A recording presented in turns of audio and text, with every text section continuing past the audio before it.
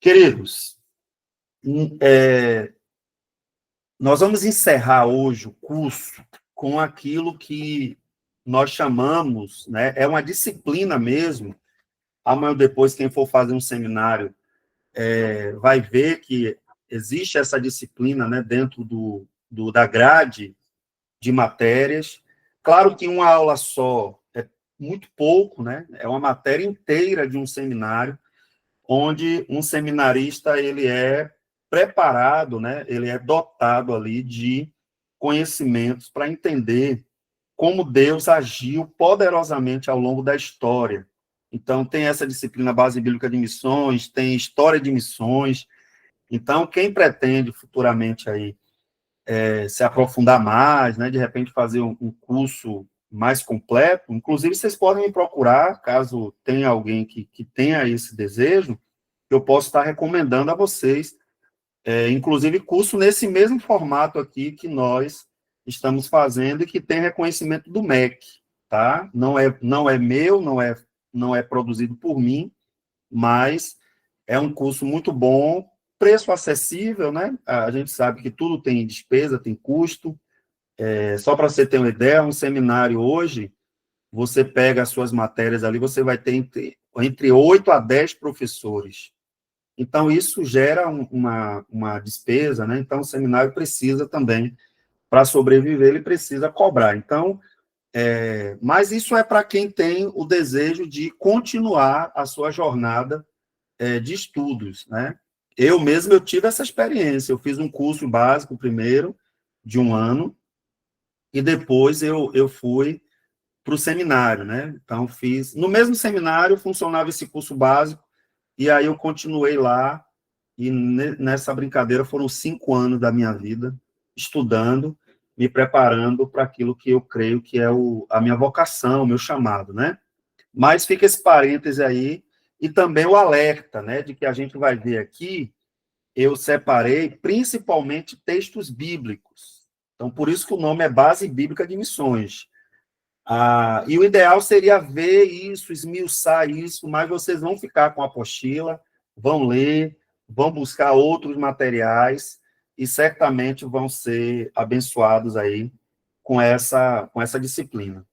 Uma outra coisa, eu deixei, essa disciplina ela costuma ser logo no início do curso, mas eu deixei ela por último, intencionalmente, tá? Por quê? Não porque ela seja menos importante, pelo contrário, às vezes a gente deixa o último, né? As últimas coisas às vezes são as mais prioritárias, né? Mas por quê? Porque eu não quero que a gente tenha passado aqui juntos esse um ano praticamente, 10 meses, quase um ano. Eu não quero que a gente termine esse curso sem ter esse senso claro. Por que que eu parei um ano da minha vida, né? Minhas segundas-feiras, que eu tenho várias outras coisas que eu poderia estar fazendo, por que que eu fiz isso? Primeiro que eu creio que cada um aqui foi trazido por Deus, né? São pessoas comprometidas, são pessoas que levam o evangelho a sério, são pessoas que já servem às suas igrejas de alguma forma, direta ou indiretamente, mas além dessa questão de Deus ter trazido, eu também creio que, que essa disciplina é um desfecho para a gente entender que Deus está nos enviando, né? Deus está nos enviando. Então, nós temos uma missão a cumprir. E todo conhecimento adquirido aqui, ele vai se tornar vaidade se não for para cumprir a missão dada por Deus a cada um de nós, né? Então, quando a gente fala da base bíblica de missões, a gente tem que lembrar que desde Gênesis, né, até o Apocalipse, a Bíblia revela um Deus em movimento, um Deus que envia, ó, um Deus que busca e salva. Então, o nosso Deus, ele é aquele que age, é aquele que opera, é aquele que salva vidas, é aquele que opera poderosamente no nosso coração. Então, a missão da igreja, ela não nasceu no coração humano, mas no coração do próprio Deus, né? Logo após a queda, o Senhor promete um redentor. Você lembra disso? Lá em Gênesis 3,15, o Senhor, após a queda daquele primeiro casal, Adão e Eva, o Senhor vai prometer que ele, da semente da mulher, iria suscitar um que esmagaria a cabeça da serpente. Então, desde então, a história bíblica é a história de um Deus que não desistiu da humanidade e chama seu povo a participar do seu plano. A gente precisa ter muito claro isso, né, na Escritura. Isso precisa ficar muito, muito claro para a gente. Deixa eu subir um pouquinho aqui. Beleza. Em cada geração, Deus levanta homens e mulheres para cooperar com o seu propósito. Então, Deus, ele quer alcançar pessoas. E o que é que ele fez ao longo da história? Ele levantou Abraão, ele levantou Moisés, Davi, os profetas, os discípulos. Então, a Bíblia tem uma história só. O enredo da Bíblia é um homem que se afasta do propósito de Deus e agora Deus que vai criar todos os meios para alcançar esse homem. Então, todos foram alcançados para alcançar outros. Observe, cada um recebeu uma missão. E a missão, em síntese de cada um desses servos de Deus que foram levantados, era que eles tornassem o Deus da Bíblia, o Deus de Israel, o Deus da igreja, como o Senhor conhecido, né? Então, eles foram alcançados para alcançar outros. O Antigo Testamento mostra a missão em semente, né? Deus chamando Israel para ser o quê? Bênção entre as nações. É muito triste, ainda hoje, a gente vê tantos cristãos se dobrando, se curvando diante de Israel, né? Como nação, como povo, empunhando a bandeira de Israel, mas não no sentido de amor, de sentimento positivo com relação a Israel, que isso a gente pode ter, tá? Não tem problema nenhum. Mas é porque, por vezes, eu vejo que as pessoas que fazem isso, elas não têm noção clara, real, de que Israel foi chamado para cumprir um propósito. O propósito de Israel a finalidade não era o povo de Israel, mas Israel foi levantado por Deus para quê? Para ser bênção entre as nações. A diversidade de nações no mundo é uma bênção de Deus, é uma dádiva de Deus.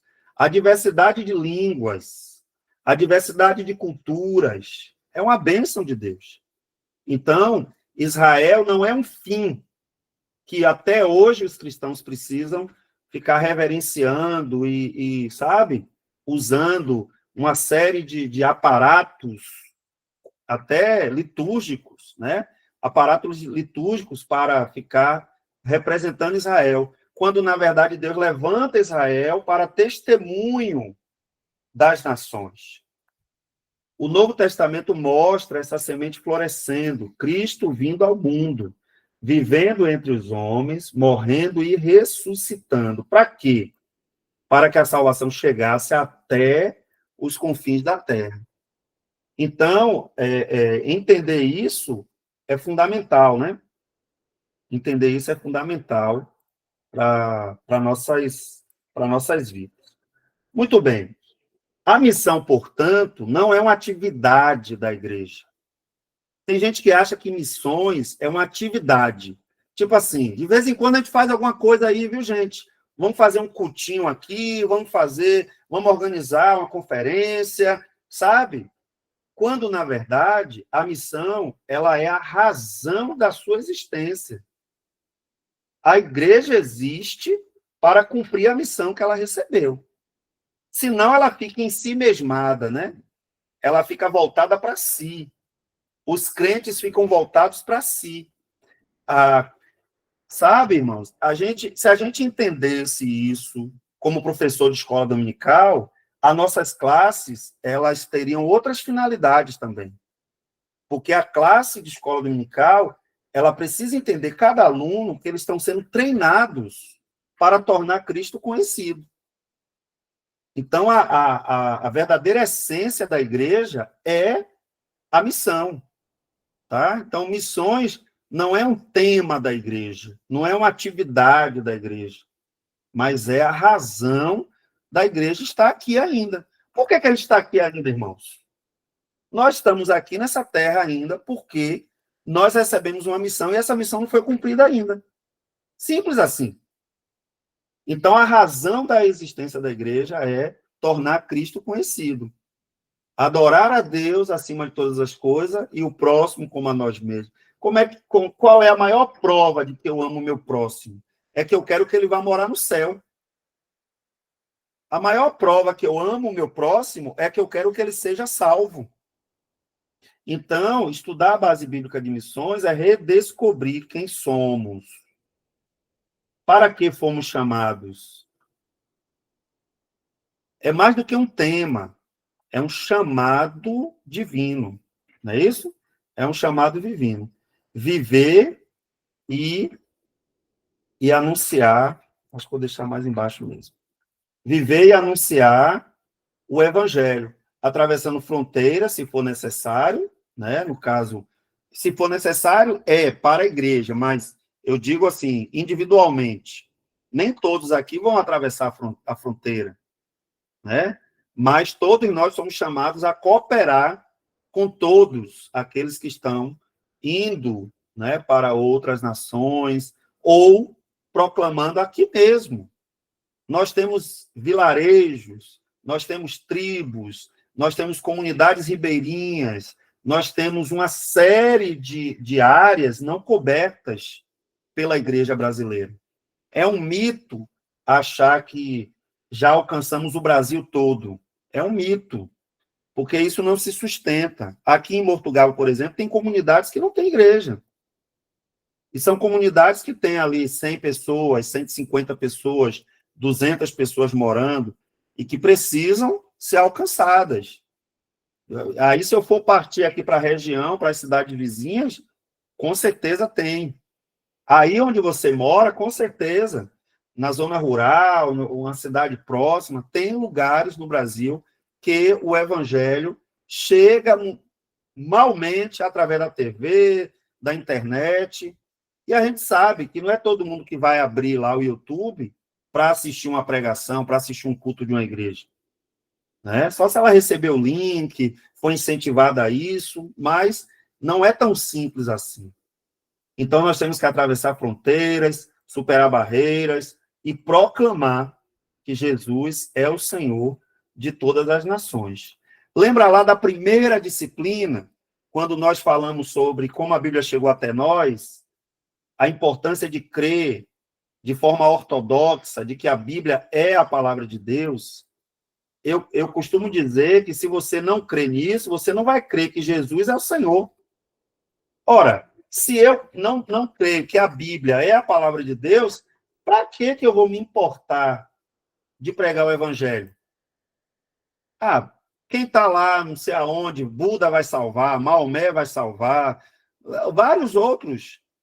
Então, a maior prova que eu creio que a Bíblia é a palavra de Deus é quando eu entendo que só existe um caminho. Não adianta, queridos. Não tem duas formas de ser salvo. E isso se revela tanto no Antigo quanto no Novo. Começando aqui pelo Antigo Testamento, desde o início, a Bíblia revela um Deus em missão.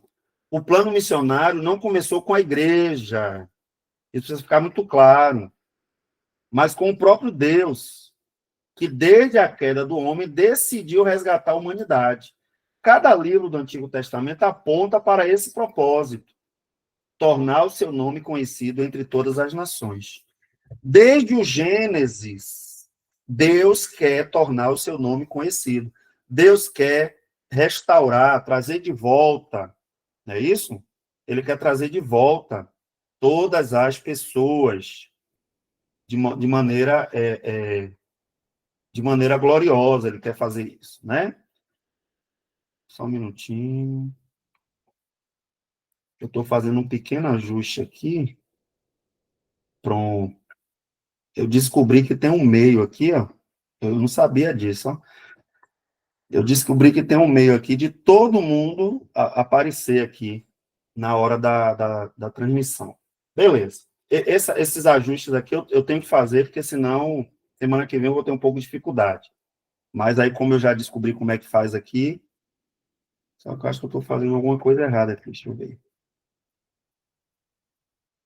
Pronto.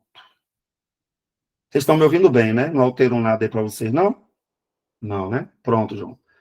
Ok. Então, a base bíblica da missão no Antigo Testamento. Vamos pensar aqui um pouco sobre o Pentateuco. Tem gente que acha que o Pentateuco, não, a missão da igreja só está no Novo Testamento. Você vai ver que não. Já começa em Gênesis 3,15, quando Deus anuncia a vitória sobre o mal, né? Este lhe ferirá a cabeça e você lhe ferirá o calcanhar. Esse você aqui, ele está se referindo à semente da mulher. Eu não sei se vocês já pararam para pensar, mas a semente não é da mulher, a semente é do homem. E quando Deus diz, da semente da mulher, vai suscitar um que vai ferir a sua cabeça, você vai ferir o calcanhar dele. Ali é o que a gente chama de proto-evangelho. Proto é o quê? É início. Proto, algo que está inicial. O proto-evangelho está em Gênesis 3,15. Quando Deus fala que vai ter a punição contra todo o mal que se levantou contra a humanidade e o modo como isso vai acontecer. Quando ele fala ferirá o calcanhar, ele está falando, inclusive, do tipo de morte. Ele está apontando para o Calvário. Ele está apontando para o Calvário. E é interessante porque esse texto, quando fala a respeito ali está se referindo ao próprio Jesus, né, que vai ser ferido no calcanhar, que vai esmagar a cabeça da serpente.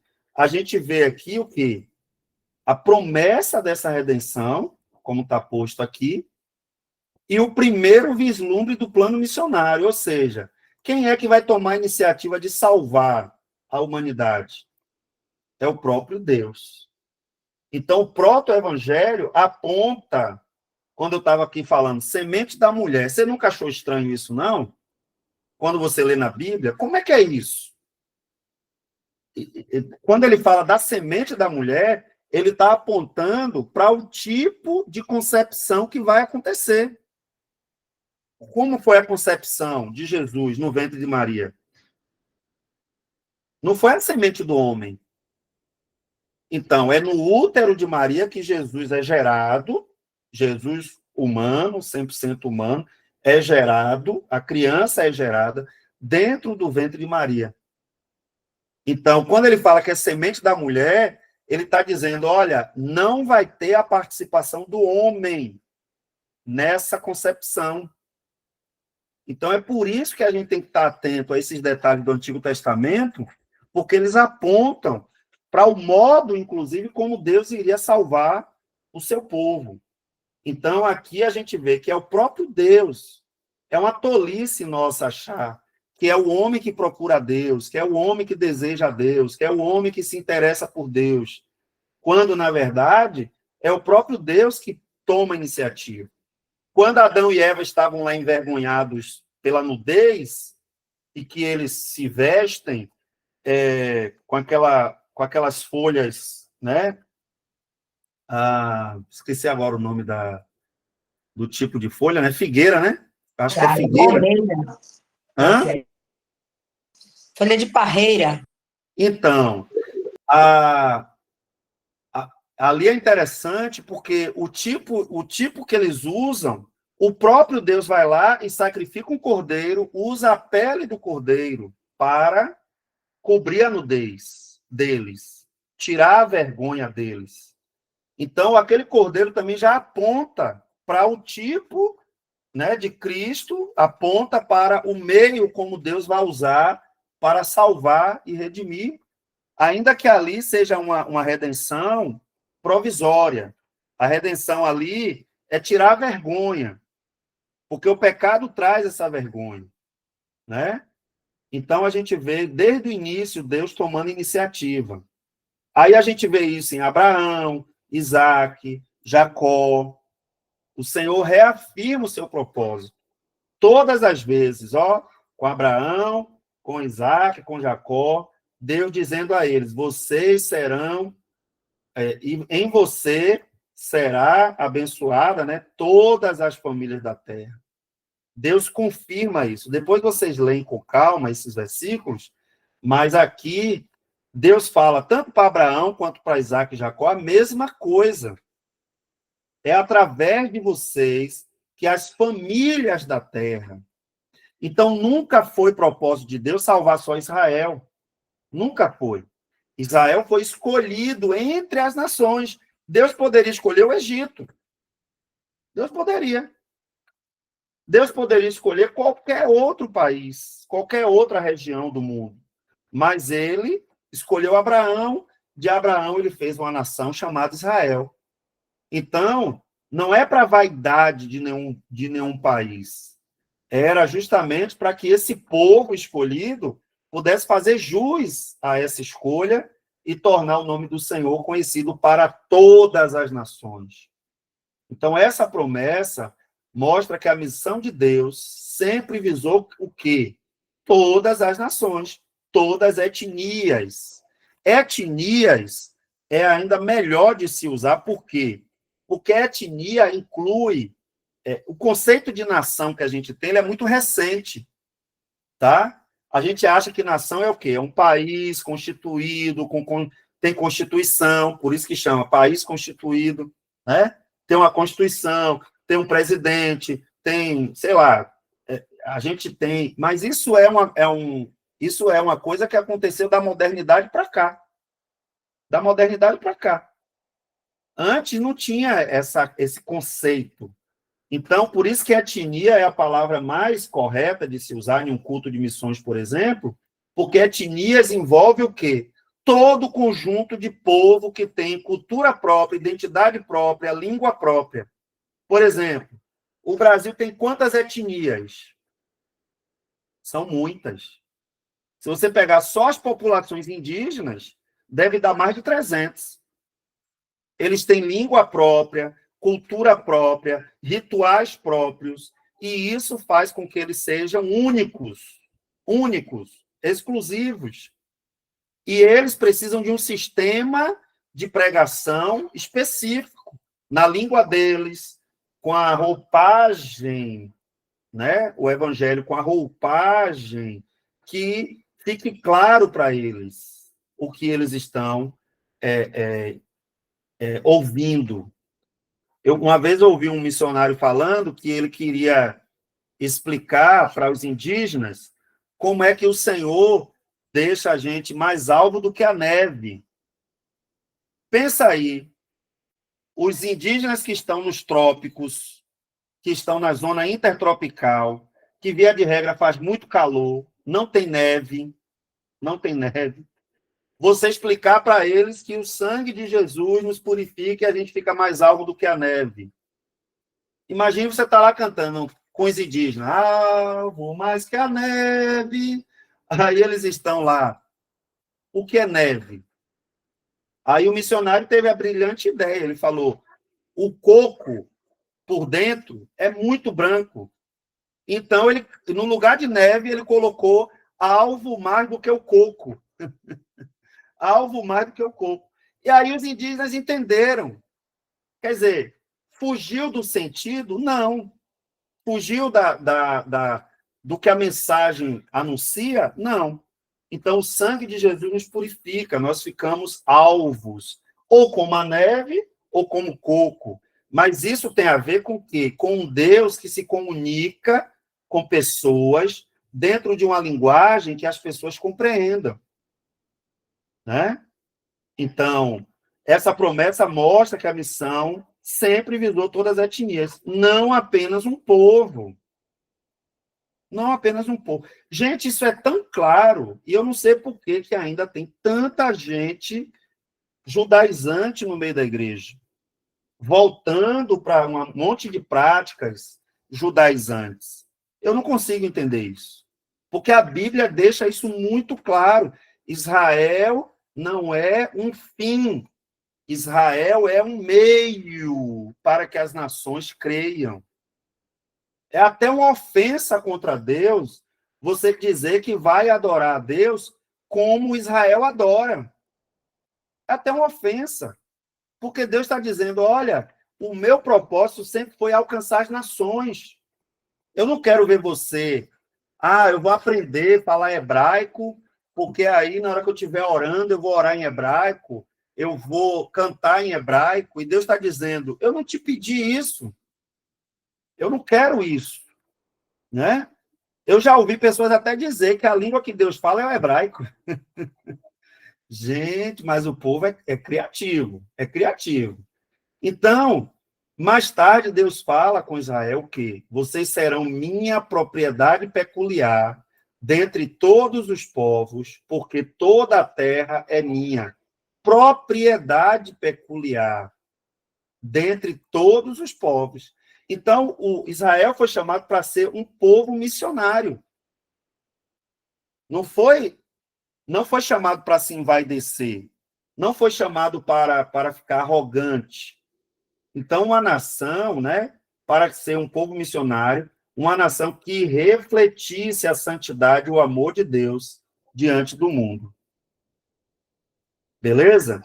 Então, é isso que a gente vê no Pentateuco. Gente, quem não lembra o que é Pentateuco, nós vimos isso lá em Introdução Bíblica, na primeira matéria.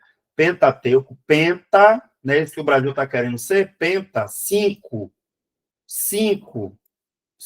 vezes. Nesse caso aqui é 5 livros, que é Gênesis, Êxodo, Levítico, Números e Deuteronômio. Aí agora a gente vai ver aqui um pouco dos livros históricos. Pastor, mas nos livros históricos também fala desse Deus que quer salvar os povos? Claro que fala. Nos tempos de Josué, ao atravessarem o Jordão, o propósito era claro. Por que Deus fez o povo atravessar o Jordão? Para que todos os povos da terra conheçam que a mão do Senhor é forte. Então, a intenção era que o povo da terra, todos os povos, reconhecessem a mão de Deus. Os milagres de Deus não eram apenas para Israel, mas para que as nações vissem o seu poder. Quando Davi venceu Golias, a mesma coisa se repete. Toda a terra saberá que há Deus em Israel. Davi sabia que a missão dele não era bajular, né, idolatrar o seu povo, a sua cultura, mas era que outros povos conhecessem o Deus do seu povo. A missão dada a Israel não foi levar a cultura de Israel, o jeito de ser de Israel. A missão de Israel era dizer quem é Deus, porque Deus é Deus, porque Ele é o único Senhor. Quando Salomão dedicou o templo, a mesma coisa. Quanto ao estrangeiro que vier de terras remotas, ouve dos céus, para que todos os povos da terra conheçam o teu nome. Pode ler. Está lá em 1 Reis, capítulo 8. Quando Salomão dedica o templo, ele deixa claro, os estrangeiros podem vir e adorar. Ouve eles também, Senhor.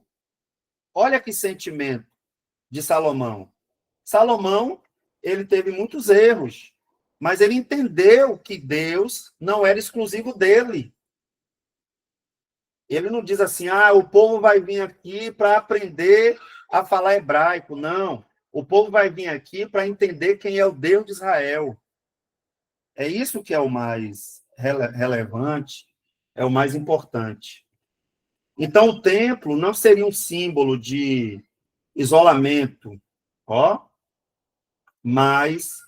ou de exclusivismo, né?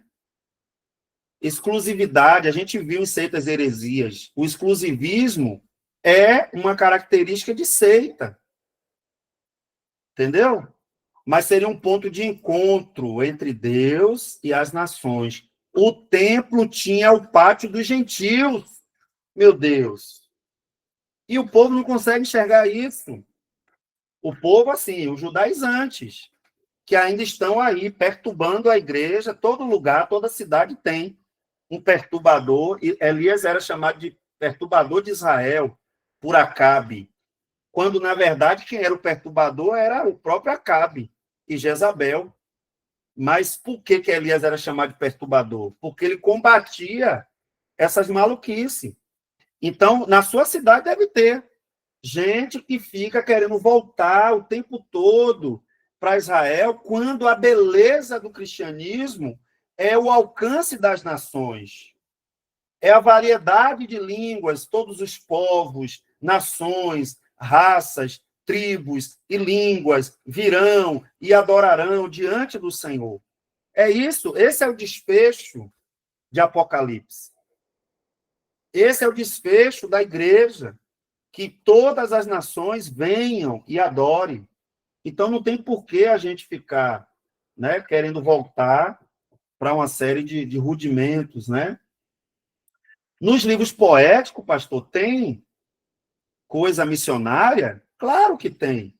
Os salmos estão repletos do coração missionário de Deus. Já começa do Salmo 2, que é um salmo messiânico. Pede-me, eu te darei as nações por herança. Aqui é Jesus que está sendo, né, colocado como aquele que vai pedir. Se você ler o Salmo 2 com atenção, você vai ver isso. Não é a gente que vai pedir. Jesus já pediu isso na oração intercessória dele, né? O Salmo 67 vai dizer: Deus tenha misericórdia de nós e nos abençoe, para que se conheça na terra o teu caminho, entre todas as nações a tua salvação. Os salmistas que conheciam a Deus, eles entenderam isso. Então, todas as nações devem conhecer o teu caminho, todas as nações devem, conhecer a tua salvação. O Salmo 96 é um chamado para todos adorarem a Deus. Anunciar entre as nações a tua glória. Não é isso que a gente canta? Entre todos os povos, as suas maravilhas, porque grande é o Senhor. Pode ler o salmo todo é um chamado. Gente, Israel cantava isso no templo. Glória e majestade estão diante de... Todas as nações estão sendo chamadas, venham adorar ao Deus de Israel. Então, a gente vê isso em toda a Bíblia. Eu comecei lá do Gênesis, agora já passamos pelos livros históricos, agora nós estamos falando dos livros poéticos. Toda a Bíblia nos chama para adorar a esse Deus, né? Então, esses textos mostram a adoração verdadeira leva à proclamação.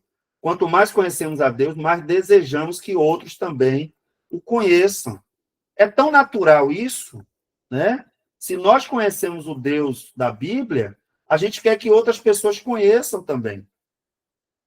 Então, semana que vem, você vai receber o seu certificado aqui, né, na cerimônia, virtual, bonitinho, com seu nome, você vai aparecer aqui e tal. Ótimo, mas entenda por que você fez esse curso.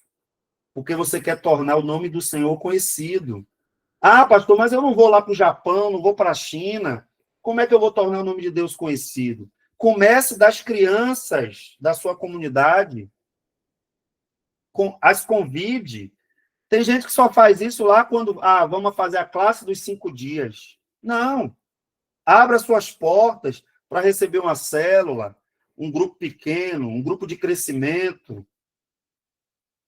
E a partir do que você já sabe, proclame, diga quem é Deus para as pessoas. O que não pode é a gente só ter a formação, né? Na minha escola dominical, pastor, eu vou dar a minha vida agora. Eu vou preparar bem as lições, eu vou ensinar bem sobre o caráter de Deus, eu vou olhar para aquelas crianças e vou ver que elas estão sendo treinadas, preparadas. Quando eu cheguei em Conquista, Meu filho mais velho tinha 1 ano. Hoje, quando eu vou em Conquista, os meninos que cresceram com ele na igreja estão com 15, 16 anos. Tem um que era miudinho, me abraçava, jogava bola comigo, pequenininho. O menino está com 18 anos, o tempo passa muito rápido. E nós não temos investido na formação espiritual das crianças como nós poderíamos investir. Porque a igreja é muito imediatista. A gente quer o resultado agora. A gente quer ganhar logo agora, o adulto. Quando todas as coisas apontam que alcançar o coração de uma criança é mais fácil alcançar o coração de uma criança e é mais sustentável a permanência de uma criança na igreja. Uma criança que cresceu na igreja, ela costuma a permanecer. É mais difícil ela sair do que você alcançar um jovem que já experimentou todo tipo de coisa no mundo, já usou droga, já usou todo tipo de bebida, já teve todo tipo de experiência sexual, e agora você quer, porque quer levar ele para a igreja, ele não vai poder mais ter acesso a nada disso. É muito mais difícil. E a gente não investe. Se cada um aqui assumisse o compromisso, olha, eu vou ganhar 10 crianças durante o ano, e eu vou cuidar dessas crianças até a adolescência, até a juventude, sabe? Testemunho de Jeová sai por aí oferecendo estudo bíblico para crianças. E a gente critica eles, mas a gente não faz nada. Ou se faz, faz muito pouco. Né? Ah, na escola bíblica de férias, vamos trabalhar com as crianças. Ah, dia das crianças, vamos fazer alguma coisa. Quando, na verdade, nós deveríamos focar nisso o ano todo. Ah, pastor, mas dá trabalho. Seja bem-vindo. É por isso que Jesus disse que a seara é grande e poucos são os trabalhadores. Ele não diz que são poucos os crentes. Ele não diz que são poucos os discípulos, os que creem. Não, ele diz que são poucos os trabalhadores. Porque a vida cristã é trabalhosa. É trabalhosa, não é simples assim. Os profetas maiores também falam sobre isso. Olha que eu estou no Antigo Testamento ainda. Deixa eu correr aqui, ó. Os profetas relembram ao povo que Deus não é apenas o Deus de Israel. Isaías vai dizer isso. Olhai para mim e sede salvos, vós, todos os confins da terra. Ah, porque no Antigo Testamento a gente vê um Deus exclusivista de Israel. Você está lendo errado. Você tem que reler o Antigo Testamento com essa visão do Deus que quer salvar, do Deus que ama. Ah, não, o Antigo Testamento é um Deus carrasco, nervoso, que manda matar. Mentira! O Deus que pega Adão e Eva e tira aquelas folhas que estavam queimando eles, né? Tem um estudo que fala do tipo de ácido que era liberado que é liberado naquele tipo de folha e que ia queimar, ia deixar eles todo assado, né? Como a gente costuma falar. E Deus vai lá e pega da melhor, como é que chama? Do melhor estilo de moda, né? O mais avançado. Ele vai lá e pega e cobre com um tipo de material que ia ser o quê? Ia ser mais protetivo, né? Para eles. Então, Deus quer o tempo todo alcançar as pessoas. Também te farei luz para as nações, ó, Isaías de novo. Também te farei luz para os gentios, para seres a minha salvação até os confins da terra. Ah, pastor, eu pensei que confins da terra só estava na Bíblia em Mateus 28. Não. Deus quer alcançar os confins da terra o tempo todo, a Bíblia toda. Até os reis pagãos reconheceram a soberania de Deus. Nabucodonosor confessou: ó, eu, Nabucodonosor, levantei os olhos ao céu e bendisse o Altíssimo. Todos os moradores da terra são por ele reputados em nada. Ele está dizendo, ó, não é só aqui na Babilônia, não. Todos os moradores. Então, Deus é o Deus que quer alcançar todos. Quer libertar todos. Dário proclamou: em todo o domínio do meu reino, os homens tremam e temam perante o Deus de Daniel, porque ele é Deus vivo que permanece para sempre. Daniel, fiel em meio a um império pagão, declarou em visão: foi-lhe dado domínio, glória e reino. Para quê? Para que todos os povos, nações e homens de todas as línguas o servissem.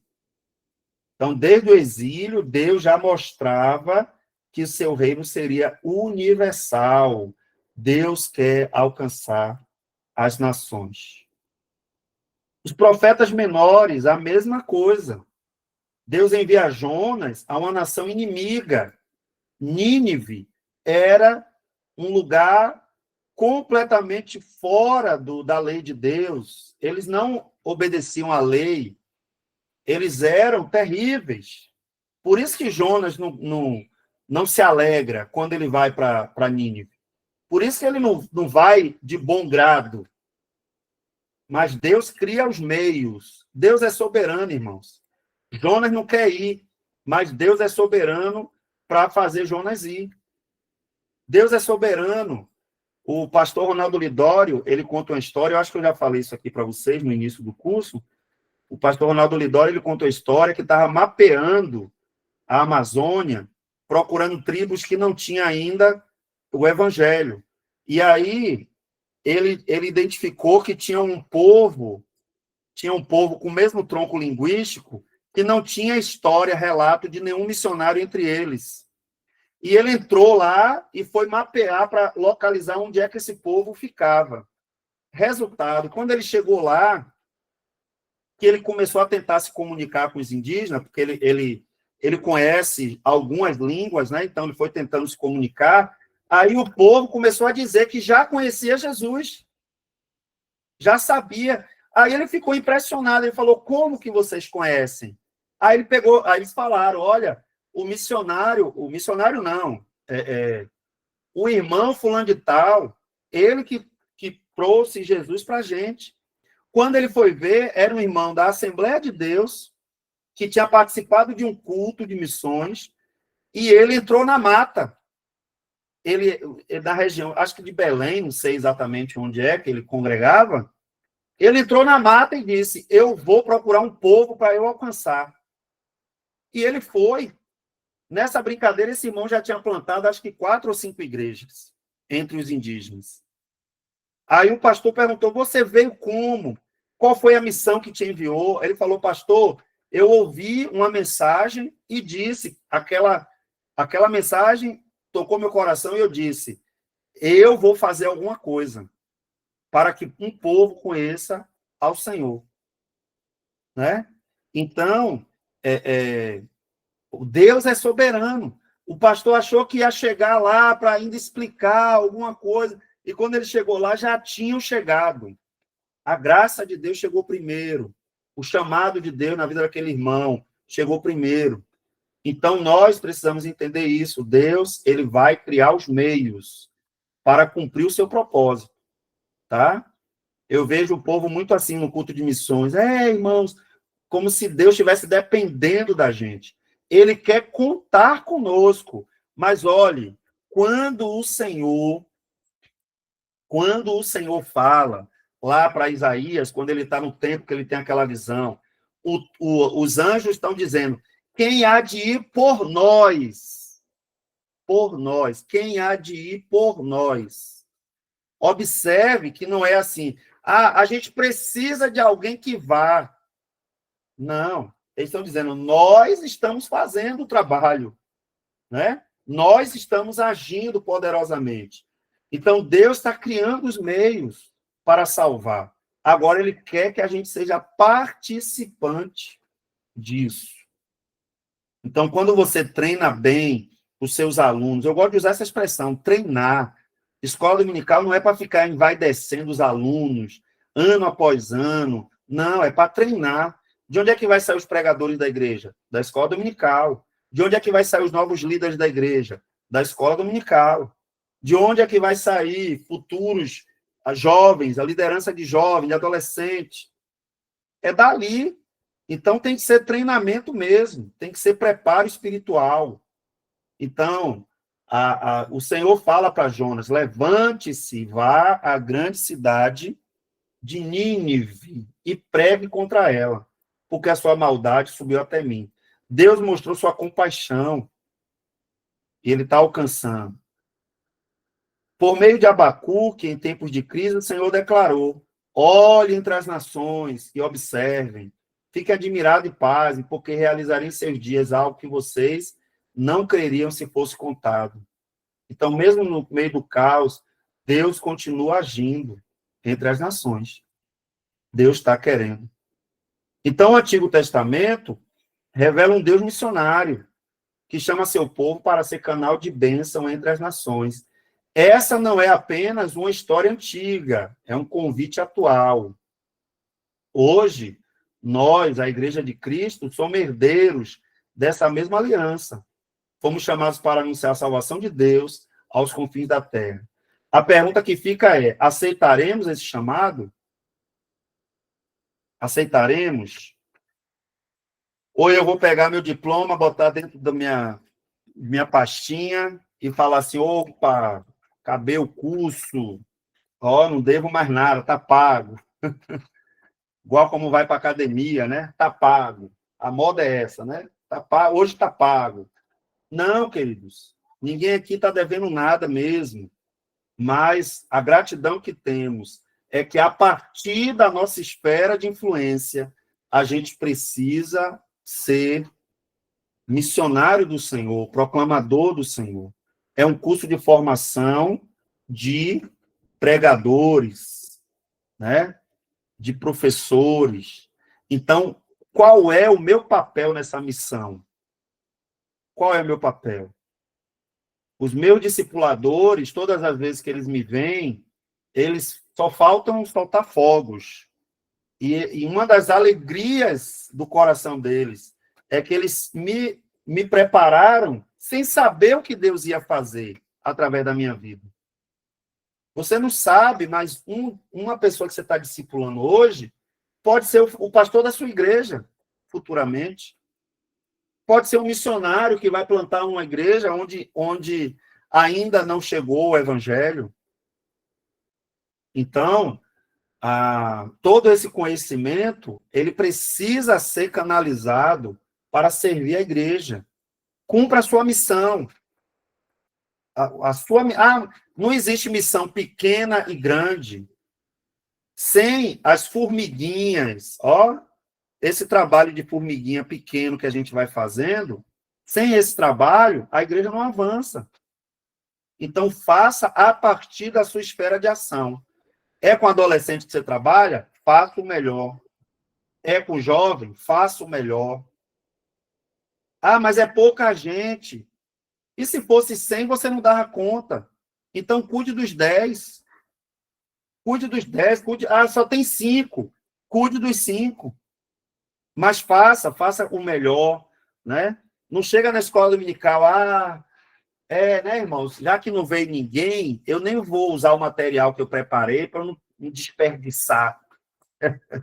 Não faça isso, não. Dê o seu melhor sempre, porque você não sabe, pode ser que naquele dia é a mensagem que vai mudar uma chavinha na cabeça daquela pessoa, ela vai entender o evangelho. Eu conheço uma irmã lá de Conquista que ela fala que ela se converteu aos 3 anos. E ela disse que lembra exatamente o sentimento que ela teve quando ela ouvia o evangelho e que ela entendeu com 3 anos que ela era pecadora e que, se ela não tivesse Cristo, ela não teria perdão dos seus pecados. Com 3 anos. Aí você vai dizer assim, mas é difícil, né, pastor? Irmãos, a gente não sabe qual é a semente que vai prosperar. A gente não sabe qual é o dia que Deus vai fazer a obra. Eu conheço um irmão em Salvador que ele se converteu assistindo o filme de Sansão. Talvez os crentes velhos da igreja ficou enchendo o saco. Aí, tá vendo? Olha o filme que vai botar, Sansão. Deve ter até criticado a liderança da igreja, porque o que mais tem hoje em dia, infelizmente, né, é gente crítica, gente que fica Em vez de trabalhar, fica só criticando. Aí, eu imagino que teve gente que ficou lá resmungando porque era o filme de Sansão. Outros falaram assim, eu nem vou lá. Mas foi um dia que Deus levantou um homem que estava perdido, condenado nos seus pecados, e ele viu aquela mensagem e disse, olha, eu preciso levar Deus a sério, porque esse homem aí não levou, ele não levou Deus a sério, olha o fim trágico que ele teve. Eu preciso de Deus. Você não sabe qual é a semente que vai prosperar. Então, lance. Nós somos semeadores. Nós não somos, sei lá como é que chama isso, a pessoa que escolhe a semente, que fica lá julgando se a semente é boa ou não. Sei lá, biotecnólogo, né? Se você não foi chamado para ficar investigando a semente o tempo todo, não. Nós fomos chamados para lançar a semente. E a gente não sabe qual é que vai prosperar. Então, por isso que nós temos que ser diligentes e levar toda essa semente. Eu já estou caminhando aqui para o final, quer dizer, a primeira parte, agora a segunda, que a gente tem que bater um papinho aqui ainda sobre a questão da cerimônia, tá? Beleza. Já o Novo Testamento, aí a gente deita e rola, né? O Novo Testamento, isso é muito mais claro. O Novo Testamento mostra a continuidade da missão de Deus, agora revelada plenamente. Agora a coisa está mais clara, está mais plena. O Novo Testamento mostra essa continuidade, né? A promessa feita a Abraão se cumpre em quem? Em Cristo. A missão que começou em Israel agora vai se estender a todas as nações. De Gênesis a Apocalipse, a mensagem é a mesma. Deus busca e envia. Deus busca e envia. Deus não te buscou lá no mundo. Eu não sei como era a sua vida lá no mundo. Eu sei da minha. Até 19 anos eu era um terrorista. Pode ter certeza que se Jesus não me... Eu tenho certeza, irmãos, que se Jesus não me alcançasse no ano de 2000, no mês de agosto, eu não chegava a dezembro. Eu não chegava a dezembro. Eu estava com minha vida fora totalmente do projeto de Deus.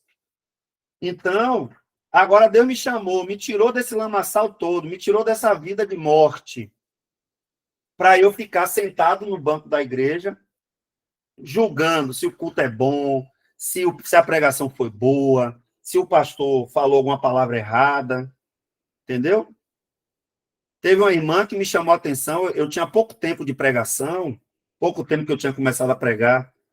Aí eu me empolguei lá e falei que Paulo tinha caído do cavalo. E realmente o texto não diz que ele caiu, o texto diz que ele foi levantado, mas naquela época soldados andavam a cavalo, é muito provável que ele estivesse a cavalo, mas a Bíblia não diz realmente. Aí ela me chamou a atenção, irmão, me mostre aqui na Bíblia onde é que está que Paulo caiu do cavalo. Eu era novo, tinha acho que 3 anos na igreja, tinha 1 ano e pouco que eu tinha começado a pregar. Aí eu falei assim, irmã, é uma pena que a senhora ficou lá no cavalo. A senhora ouviu a mensagem só até o cavalo. É uma pena, porque a senhora deixou de ser edificada, a senhora deixou de ser abençoada com a palavra de Deus, porque a senhora ficou presa ao cavalo. Então, né? Então, assim, pessoas que vão para a igreja para ficar enchendo o saco. Enchendo o saco, é gente que é perturbada mesmo. Que se tivesse um manicômio, estaria lá, pode ter certeza. Estaria lá. Mas, graças a Deus, são pessoas que estão ali, que Deus está levando, né? Mas, se bem que tem uns que eu não sei não, mas tudo bem, eu não vou entrar nesse mérito, não. Mas, assim, a gente tem que parar com isso, gente. Tem que parar. Eu vou para a igreja para adorar a Deus, eu não estou preocupado com a roupa de ninguém, se o pastor está de gravata nova ou não, eu não estou preocupado com isso. Eu estou preocupado é que tem gente ali que precisa alcançar a revelação da palavra, entender quem é Jesus. É isso. A gente tem que, principalmente quando o culto tem pessoas que não são crentes ainda, não é que a gente tem que mudar a mensagem, mas a gente precisa focar no alcance dessas pessoas. Então, tem um problema para falar aqui, né, irmãos? Eu queria falar de um problema que está acontecendo aqui na igreja. Pelo amor de Deus, irmão. Primeiro, se você não é pastor da igreja, esquece isso. Deixa o pastor resolver isso. Agora, no domingo à noite, tem 10, 15 visitantes, aí o pregador infeliz vai lá e quer ficar falando do problema da igreja. Isso é para tratar entre os irmãos ali, ó. Entendeu? Então, a gente perde muito tempo com essas coisas. Quando você tem um senso de missão, você quer que as pessoas conheçam a Cristo. Você quer que conheça a Cristo. Né? Você vai numa célula, eu tenho pavor disso, viu, gente? Tenho pavor. Se você me chamar para ir numa célula, fazer qualquer coisa, eu quero tornar o nome de Deus conhecido. Aí você vai numa célula, tem um visitante ali, aí você vai falar, porque você viu domingo a pregação, o pastor falou né, 50 vezes, eu anotei. Ô, gente, uma pessoa dessa está com Satanás na cabeça. Eu tenho certeza, eu estou falando isso aqui, sem dúvida, essa pessoa está endemoniada. Se botar a mão na cabeça, com fé, estiver orando e jejuando, o demônio sai. Estou vendo que eu não vou pegar uma caneta para ficar contando. João falou né. Aí bota um palito, bota um pauzinho. Ó, vê se isso não é do diabo. Falou né, uma vez. Falou né de novo, 2 vezes. Falou né de novo. Né de novo. Ó, já fechei um quadrado, já tem 5. Falou né de novo. Gente, eu estou dizendo para vocês, eu estou falando de coisa que eu já vivi, viu? Já estou dizendo que não foi aqui em Mortugaba, pode ficar tranquilo. Eu estou falando aqui coisa que eu já vivi. A pessoa, você falou né na pregação, hoje eu contei 36 vezes. Então, assim, são coisas que se a gente não guardar o coração, a gente se perde. A missão da igreja não é essa, né? A missão da igreja, Deus está buscando e enviando, buscando e enviando, buscando e enviando. Essa é a... Vai parar? Nada, irmã. E, gente, o né já foi incorporado É uma interjeição, sei lá como é isso, o pessoal que é da língua portuguesa aí pode me ajudar. É uma interjeição, né? É uma forma de expressar algo naquele momento ali. Claro que se você pode diminuir, se você pode falar menos, porque não pode ficar aquela coisa o tempo todo, né? Não é. É uma abreviação, tá? Mas, assim, é claro que é ruim você falar 30, 40 vezes em um tempo de 30 minutos de mensagem, realmente, mas isso não deve... O que eu estou dizendo aqui é o seguinte, quem está ali te ouvindo não deve estar com o coração nisso. Imagine o tempo que a pessoa está anotando uma miséria dessa, ela estava orando. Senhor, usa a vida de João, abençoa teu servo, que a palavra chegue ao coração, na mente, Senhor, usa essa palavra, essa expressão que ele falou agora, toca o coração, liberta. Aí é por isso que você vê tão pouco resultado, às vezes, num culto, por causa disso. Porque tem um que está contando né, tem outro que está olhando para isso, aquilo, outro. Sabe? Todo mundo com a cabeça em tudo, menos no reino. Então, a gente tem que quebrar essa lógica. A igreja existe para tornar Cristo conhecido. Né? Né? Eu espero que ninguém esteja contando, em nome de Jesus. Então, a promessa feita a Abraão se cumpre em Cristo e a missão que começou de Israel se estende a todas as nações. Muito bem. Então, os 4 evangelhos, Jesus, o missionário supremo. Então, vamos lá. Vamos começar com os evangelhos aqui do Novo Testamento, né? A missão ganha rosto e voz em Jesus Cristo, o Filho enviado. Ele é o missionário de Deus. Missionário nesse sentido, ele tem uma missão. Eu vim para buscar e salvar o que estava perdido. Não é essa a missão? Jesus declara que ele tem uma missão. O verbo que se fez carne habitou entre nós. Em cada ato, ensino, milagre, Jesus demonstra o amor do Pai por toda a humanidade. Eu costumo dizer que os milagres de Jesus são pedagógicos, ou seja, por trás de cada milagre tem um ensinamento, ele quer trazer um ensinamento, e a gente precisa entender isso. Jesus, ao purificar o templo, ele declarou: a minha casa será chamada o quê? Casa de oração. Para quê? Só para Israel? Não. Só para brasileiros? Não. Para todas as nações. A minha casa, Jesus foi quem disse isso, será chamada casa de oração para todas as nações. A fé não é um privilégio de um povo, mas um convite universal. O templo, antes centralizado em Israel, agora aponta para a igreja, chamada para orar e agir por todas as etnias da terra. Quando o velho Simeão tomou o menino Jesus nos braços, lembra de Simeão? Ele profetizou: os meus olhos viram a tua salvação, que preparaste diante de todos os povos, luz para a revelação aos gentios e para a glória do teu povo, Israel. Então, você tem que pegar um estudo desse aqui, um esboço desse aqui, ó. Isso aqui tem que ser pregado, pelo menos, a cada 6 meses na igreja. A igreja precisa entender a missão dela. Por que nós estamos aqui? Por que Deus nos constitui como igreja? Para alcançar as pessoas, para alcançar as nações, para tornar o nome de Jesus conhecido. Desde o nascimento de Jesus, o evangelho é apresentado como boas novas para todos os povos, né? Deixa eu só ver um negócio aqui. Pronto. Vamos seguir. Antes de voltar para o Pai, Jesus nos deixou um mandato missionário mais claro da Escritura. Deixou o mandato mais claro, tá? É esse aqui que a gente acha que só aqui que fala, mas não é. Eu já provei que desde Gênesis 3,15, o proto-evangelho já aponta para um chamado que vai alcançar as pessoas. Vão.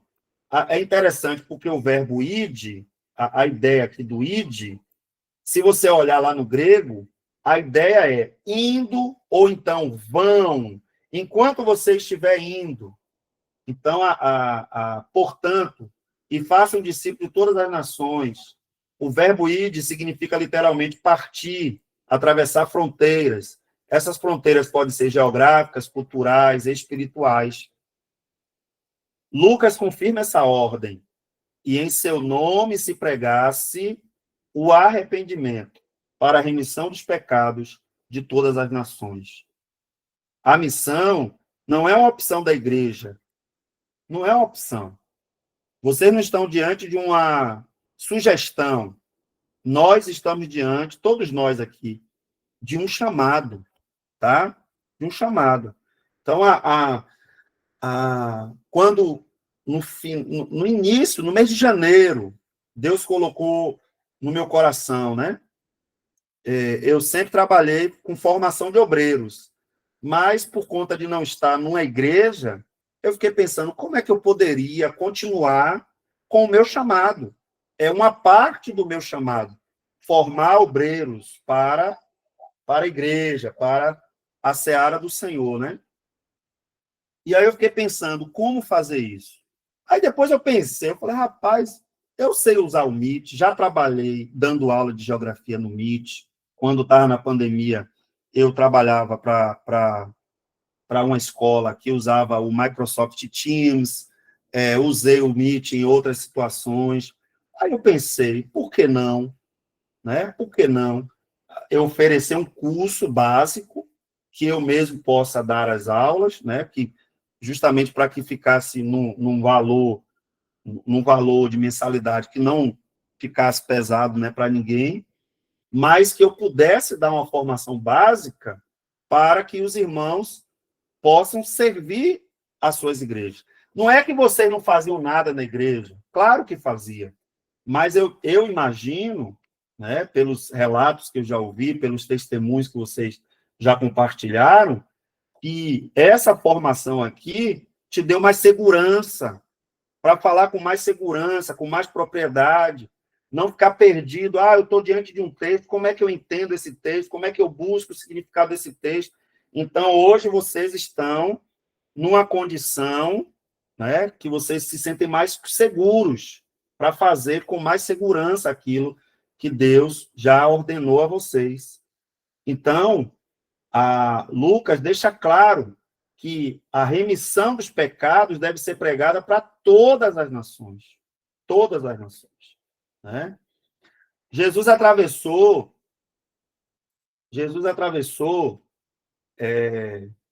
todas as barreiras. Ele não pregou apenas com palavras, ele encarnou a missão, encarnou e viveu entre as pessoas. Não adianta, eu sou professor, eu não fico pregando o evangelho, fazendo culto dentro da sala. Não fico. Mas o evangelho está encarnado em mim. As pessoas vêm. Elas veem que eu não dou palavrão, elas veem que eu respeito a todos, elas veem que eu, de vez em quando eu falo, claro que eu falo, alguma coisa assim que tem a ver com a Bíblia, tem a ver com algo espiritual. Eu não abro a Bíblia, né? Mas eu cito coisas que estão na palavra de Deus e que quem conhece um pouco sabe. Então, não tem como a gente não encarnar essa missão. A gente precisa encarnar essa missão. Então, Jesus, ele atravessou a barreira dimensional, né? Então, o nascimento de Jesus foi o maior ato da história. Deus se fez homem. A dimensão divina entrando na dimensão humana. Então, ele atravessou o abismo entre o céu e a terra, identificando-se conosco. Identificar-se conosco é o mesmo que dizer que ele se tornou um de nós. Ele se fez acessível, próximo, compreensível. A encarnação é o modelo de toda a missão. Assim me enviou, eu também vos envio. O modelo da missão é esse. Ele foi enviado pelo Pai e ele também nos enviou. É como se ele estivesse dizendo, do mesmo jeito, vocês estão sendo enviados. Ele enfrentou ele passou pela fronteira do exílio, ainda bebê, foi levado ao Egito, se tornou refugiado ali, conhece a dor da fuga, da perda, deslocamento, assim como no livro de Atos, onde os discípulos são espalhados, Deus continua usando a dispersão para espalhar a palavra. Então, hoje, milhões de pessoas vivem em deslocamento. A igreja precisa ir onde essas pessoas estão. Eu acho interessante que a disputa de narrativa política, ideológica, levou muitos crentes a ficar falando da Venezuela. Mas eu não sei, eu posso estar até julgando. Mas poucos falaram naquela época, gente, olha que oportunidade, vamos lá, vamos falar de Jesus para os venezuelanos. Eles estão no nosso território, vamos enviar missionários, vamos plantar igreja naquela cidade, para que pessoas de outras nações que estão dentro do nosso território possam conhecer Jesus. Mas não, os crentes preferem ir para a mídia, para as redes sociais, ficar falando de questões ideológicas o tempo todo. Não é que a gente não deva se preocupar com isso, mas essa não é a nossa agenda principal. Ela pode fazer até parte da nossa vida, né? Do nosso discurso, mas não é a nossa agenda principal. A fronteira da pobreza, quando Natanael perguntou, de Nazaré pode sair alguma coisa boa? Jesus enfrentou tudo isso. Ele expressou o seu preconceito social e geográfico da época. Aqui, no caso, Natanael, né? Mas Jesus escolheu nascer entre os pobres, viver entre os humildes. Então, ele rompeu também com essa barreira. Ele rompeu com a barreira do submundo. Quando Jesus deixa Nazaré e vai morar em Cafarnaum, na Galileia dos gentios. Era um lugar que era desprezado. Então, Jesus, como missionário, ele enfrentou todas essas fronteiras. A fronteira da geografia da amargura. Jesus passou por Samaria, território evitado pelos judeus. Ali ele conversou com uma mulher rejeitada e transformou ela em missionária. Quem é a sua Samaria, né? Qual é? Qual é a sua Samaria? É onde estão os lugares e pessoas que evitamos, mas que Deus quer alcançar. Qual é? Qual é a sua Samaria, né? A gente tem que fazer essa pergunta. Quais são os lugares da minha cidade, do meu bairro, que eu posso alcançar essas pessoas? Ou eu estou igual alguns crentes que eu vi, inclusive pastores, lamentavelmente, vibrando. Olha, estão fazendo uma faxina no Rio de Janeiro. Aqui eu não vou dizer se a operação é certa ou errada, não é, a questão não é essa. Agora, se alegrar com a morte de pessoas, por mais que elas sejam perversas, estejam armadas, eu estou falando de se alegrar. Inclusive chamar de lixo. Estão fazendo uma faxina. É isso mesmo, que mate mais, né? Porque são pessoas que precisam morrer. Eu nunca vi um negócio desse, gente. Crentes celebrando, se alegrando com isso. Quando, na verdade, era para que a gente chorasse. Senhor, tenha misericórdia dos jovens do meu bairro que estão envolvidos nisso e que daqui a pouco pode estar morrendo também. Porque é uma vida curta. É uma vida de desprezo ao pai, desprezo à mãe. Não honra o pai, não honra a mãe, vai morrer cedo. A gente sabe disso. Agora, entre você saber que isso é consequência mesmo do pecado e você se alegrar com a morte de pessoas, existe uma distância muito grande, muito grande. Então, a gente tem que ter bom senso, né?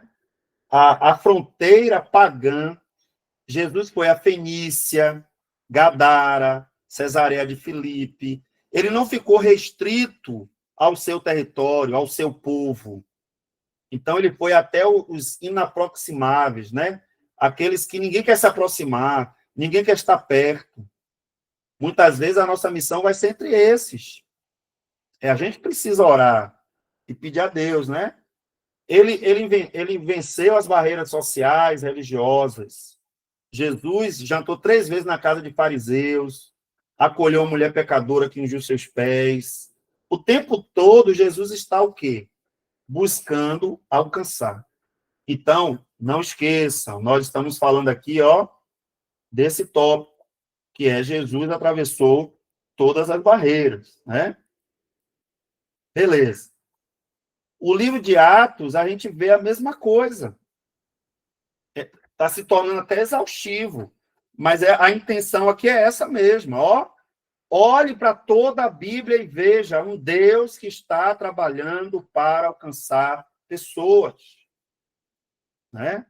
Quando Jesus disse para a samaritana que Deus ele está procurando o quê? Adoração? Deus está carente, igual ouvi um pregador uma vez falando? Ô, irmãos, quando os anjos foram expulsos, né? Os anjos caídos foram expulsos do céu. Deus ficou triste, carente. Meu Deus do céu. A gente ouve é coisa, viu? Bem que Dindinha falou. Meu filho, tu vai ver é coisa. O pregador se esforçando para dizer que Deus ficou carente. E aí Deus teve uma ideia, né? Vou criar o homem para substituir os anjos, para suprir a minha carência de adoração, né? Não é isso, gente. Jesus fala para a samaritana dos verdadeiros adoradores que Deus está buscando. Adoradores, não é adoração. Não é adoração. Ele quer pessoas, ele quer vidas. Não é adoração. Entendeu? A adoração é consequência de quem conhece a Deus, mas a finalidade dele é alcançar o coração do pecador, convertendo ele, trazendo ele para perto. Então, o Espírito Santo é o grande protagonista, ele que impulsiona os discípulos a cumprir a ordem do Senhor. No dia de Pentecostes, por exemplo, a palavra que é dita é o quê? judeus, homens piedosos, vindo de todas as nações debaixo do céu. Ali estava reunido todas as nações. Então, desde o primeiro sermão, o evangelho era multicultural, internacional. A igreja nasce missionária. A igreja é missionária por natureza. Se ela não é missionária, ela não é igreja. Ela não é igreja. Ela é qualquer coisa, menos igreja. Então, mais tarde em Antioquia, Paulo e Barnabé são enviados. E aí, olha o que eles dizem. Porque, na verdade, tendo Davi servido a sua própria geração, conforme os desígnios de Deus, adormeceu. Aqui ele está falando sobre o tabernáculo de Davi, que seria restaurado. Davi morreu, mas a profecia que foi dita sobre Davi se cumpriu. O tabernáculo era justamente esse. É diferente do templo. O templo é rígido, é fixo. Ele está em Jerusalém o tempo todo. O tabernáculo era móvel. A ideia de restaurar o tabernáculo de Davi é o quê? Que vai ser uma nova aliança que é diferente da ideia de templo, que está em Jerusalém, fixo. A nova aliança é o tabernáculo de Davi, que se estende por toda a terra. Um tabernáculo você monta em qualquer lugar. E ali onde o povo de Deus estiver reunido, em nome de Jesus, fielmente à Escritura, ali é uma igreja. Pode não ter CNPJ, pode ser de estrutura simples, pode ser o que for. Se tem um povo que tem a Bíblia como palavra de Deus, que ministra as ordenanças, o batismo, a ceia do Senhor, é fiel ao ensinamento da palavra de Deus, ali está uma igreja de Jesus reunida. Ah, mas eles acham que só eles têm a palavra. Aí, infelizmente, não é a igreja de Jesus, é uma seita. Então, cada geração deve servir a sua. Essa é a missão que herdamos. Davi morreu, ele serviu a sua própria geração. Mas a ideia aqui é que ele não deixou, ele deixou um legado para a próxima geração, né? As cartas às igrejas, a mesma coisa, né? Paulo pergunta em Romanos 10. Tá vendo? Toda a Bíblia, toda a Bíblia. A gente saiu do Evangelho, o livro de Atos, toda a Bíblia, ó. Como, porém, invocarão aquele em que não creram? Como crerão naquele de quem nada ouviram? Como ouvirão, se não há quem pregue? E como pregarão, se não forem enviados? Então, Romanos, aqui, mais uma vez, fala sobre as perguntas cruciais para a missão. A missão só acontece quando há envio. O envio só acontece quando há obediência. A gente tem 3 igrejas no Novo Testamento. Claro que toda igreja é missionária, mas eu quero citar essas 3 aqui, ó. Éfeso. Éfeso perdeu a paixão. Porém, contra você que abandonou seu primeiro amor. O amor é o combustível da missão. Quando ela se apaga, a visão também se perde. Amar é a base de todo o ministério. A gente tem a igreja de Filipos, era uma igreja cooperadora, observe. Dou graças ao meu Deus por causa da recordação que tenho de vocês, fazendo sempre com alegria, súplica por todos, pela cooperação do evangelho. Essa igreja orava, sustentava, enviava missionários. Olha a gratidão de Paulo. É isso que a igreja tem que fazer, irmãos. A igreja tem que estar envolvida com aquilo que Deus se envolve. A agenda da igreja tem que ser a agenda de Deus. Senão ela virou qualquer coisa. Ela virou um lugar de encontro. Uma igreja local pode ser um mero lugar de encontro, onde gente que acredita nas mesmas coisas se reúne. Se ela deixa de cumprir a sua missão, se ela deixa de olhar para a missão, é terrível.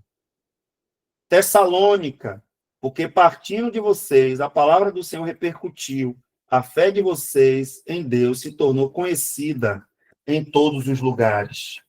Ontem eu preguei na igreja, alguns irmãos estavam, né, lá no culto, e eu preguei baseado nesse texto, né, o capítulo 1 todo, de Tessalonicenses. Uma igreja que foi plantada em 3 semanas. Paulo pregou 3 sábados em Tessalônica. Você pode ler isso lá em Atos 19, você vai ver. A igreja foi plantada em 3 semanas. Paulo deixou uma liderança na igreja que foi plantada em 3 semanas. Então, a gente vê que, mesmo sendo plantada dessa forma tão rápida, a palavra do Senhor repercutiu através daqueles irmãos. Entendeu? Hoje você marca o evangelismo, são poucos que vão. Até porque muita gente está dentro da igreja, mas não tem testemunho, não tem vida. Então fica com vergonha mesmo. Ah, o que é que o pessoal vai dizer de mim?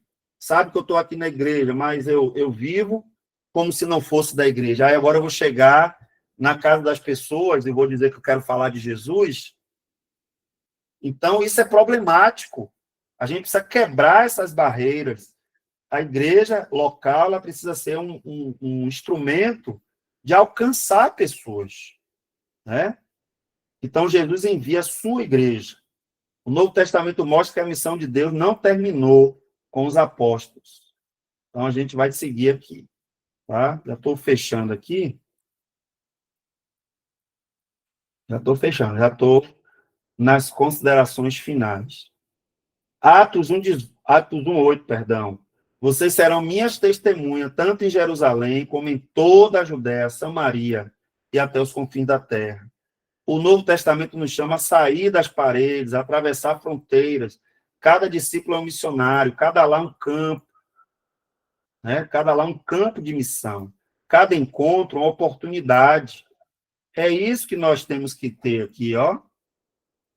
É isso que nós temos que ter. Cada discípulo, cada lar, cada encontro, né? É uma oportunidade para testemunhar de Cristo. Amém, queridos? Então, a palavra que a gente deve expressar aqui, nessa noite, é que tudo que foi adquirido, todo conhecimento que foi adquirido, se ele não redundar, né, em glórias a Deus e também tornar o nome de Jesus mais conhecido, se não for para isso, é vaidade. E não é a nossa finalidade. Eu não creio que ninguém aqui esteja com essa intenção, né? Mas é dizer, eis-me aqui, Senhor, eis-me aqui, me use. Eu quero dar continuidade a essa missão. Eu quero dar continuidade. E eu quero receber notícias boas, viu? Quero receber notícia boa. Pastor, estou pregando. Pastor, esse ano de 2026 eu assumi a classe tal. Ó, pastor, eu estou trabalhando com criança, estou trabalhando com adolescente, com jovem. Olha, eu vou liderar um ministério da minha igreja. Eu estou animado no Senhor. Por quê? Porque eu entendi que o que eu estou fazendo faz parte de um plano maior. A missão de Deus de tornar o seu nome conhecido. Então, tudo que eu aprendi, eu vou aprimorar isso. Ah, mas eu não levei muito a sério o curso, pastor. Eu tive alguns problemas, eu não consegui ler tudo. Você não vai morrer. Ninguém aqui está com plano de morrer agora, né? Então, pega o ano que vem, vai revisando as apostilas, vai relendo. Pastor, estou com dúvida, eu li uma palavra aqui, não lembro o que é que significa. Pode me procurar. Eu não tenho dificuldade com isso. Eu posso, às vezes, demorar de responder, como eu estou demorando aí. Eu sei que um monte de gente mandou mensagem para mim, mas é porque eu viajei na sexta-feira, cheguei ontem muito cansado. Hoje à tarde eu tive que apagar, assim, porque senão eu não ia conseguir render. E aí, mas eu vou responder a vocês, tá bom? E eu tenho certeza que vai dar tudo certo, em nome de Jesus. Amém? Deixa eu só parar a gravação aqui. porque eu preciso rapidamente, já parei, eu preciso rapidamente só checar com vocês aqui se está tudo certo. Deixa eu parar.